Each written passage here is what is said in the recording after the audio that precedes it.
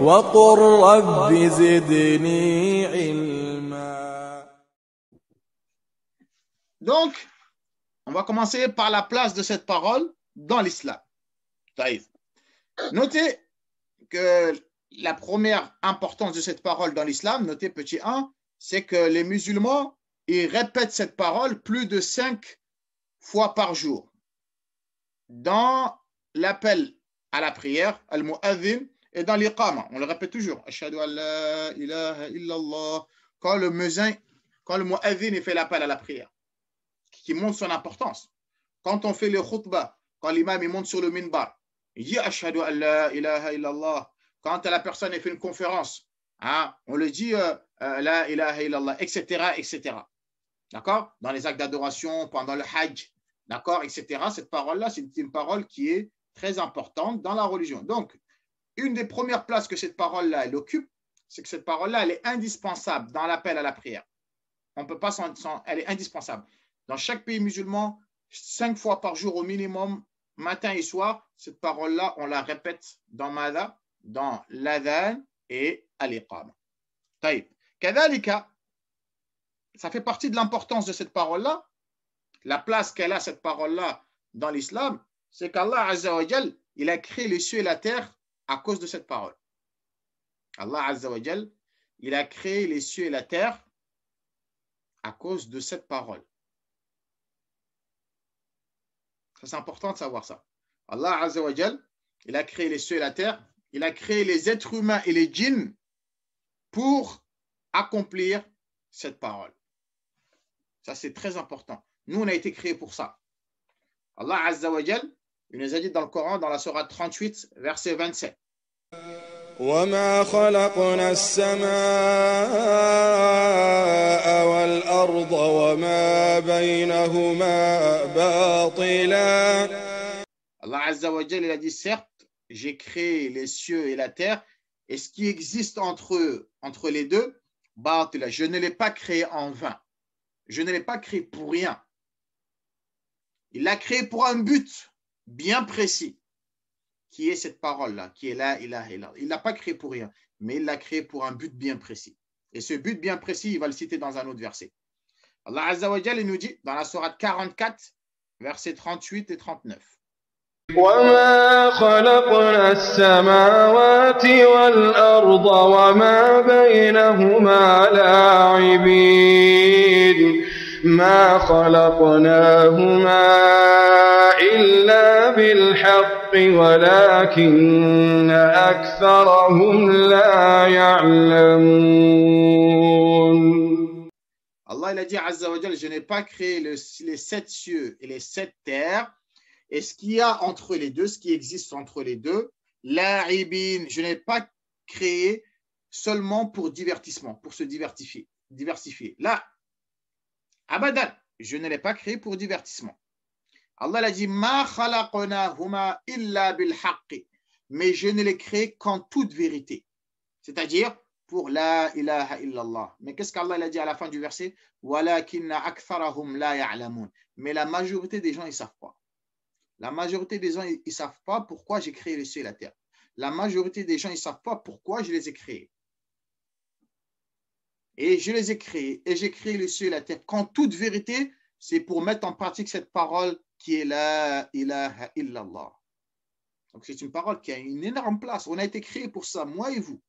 Ce n'est pas un jeu. C'est une parole très, très importante. Troisième point, dans la place de cette parole-là, c'est qu'Allah Azza wa Jal, il a envoyé les prophètes et les messagers à cause de cette parole.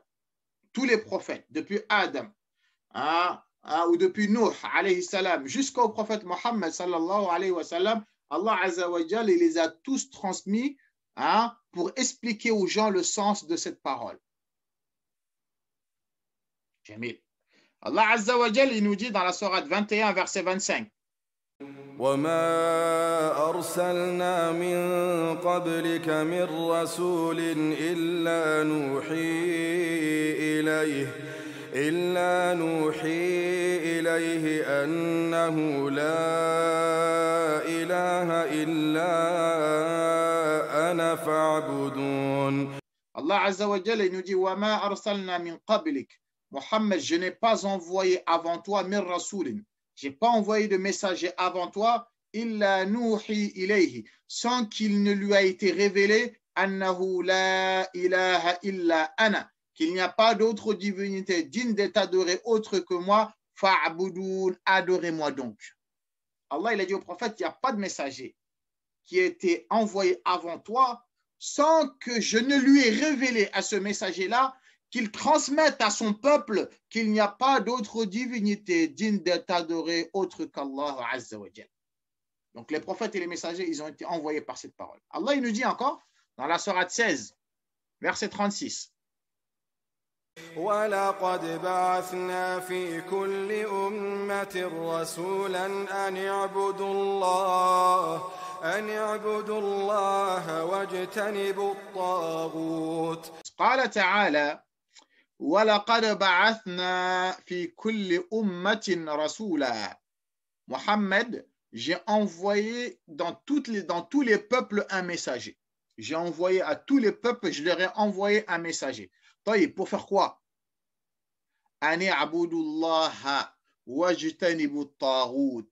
Pour qu'ils adorent Allah Azza wa Jalla et ils s'éloignent des idoles, qui est le sens, qui est la ilaha illallah. Pour qu'ils m'adorent moi Allah seul, car c'est moi seul qui mérite d'être adoré, et qu'ils s'écartent et qu'ils s'éloignent de toute divinité qui est adorée en dehors de moi.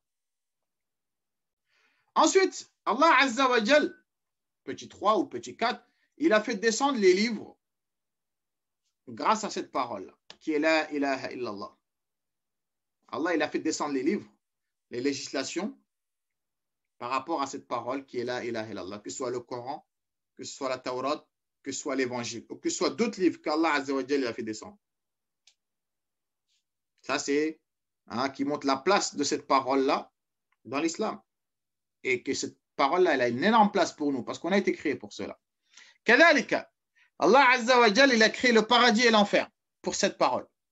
Notez, Allah Azza wa Jalla, il a créé le paradis et l'enfer pour cette parole.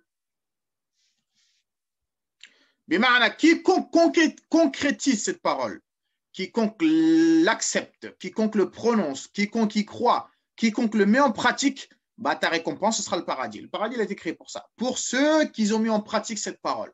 Et l'enfer, il a été créé pour ceux qui ont renié cette parole, et ceux qui ont refusé cette parole, et ceux qui ont refusé de la mettre en pratique. Bah, eux, l'enfer, il a été créé pour eux.